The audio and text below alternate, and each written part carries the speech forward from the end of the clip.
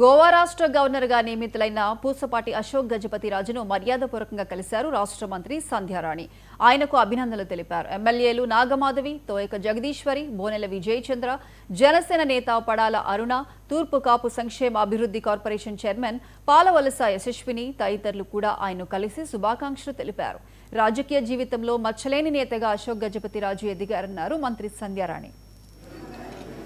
ఉన్నతమైన వ్యక్తికి మహోన్నతమైనటువంటి ఒక పదవి రావటం అనేది నిజంగా చాలా సంతోషంగా ఉంది. ఆ గవర్నర్ పదవికి ఒక పేరు వన్నే వచ్చింది అంటే మన రాజుగారి వల్ల. అశోక్ రాజు గారు అని అంటే మచ్చలేని వ్యక్తి, మహారాజు గారు. వాళ్ళ ఆస్తులన్నీ కూడా ప్రజలకు దారాదత్తం చేసినటువంటి మహోన్నతమైన వ్యక్తి. అంటే ఈ రోజు వారి కాలేజీలో నేను చదువుకున్నాను. అలా నాలాంటి వాళ్ళు లక్షల మంది చదువుకున్నారు. గవర్నర్ పదవి అంటే చాలా సంతోషంగా ఉంది. ముఖ్యంగా మన విజయనగరం జిల్లాలో మొట్టమొదటిసారిగా మనం కేంద్ర మంత్రిని చూసాం. కేంద్ర మంత్రి అంటే అశోక్ రాజు గారే. మా ఉద్దేశంలో పోటీ చేయలేదు అని అంటే ఏమిటారు అందరూ అనుకున్నాం.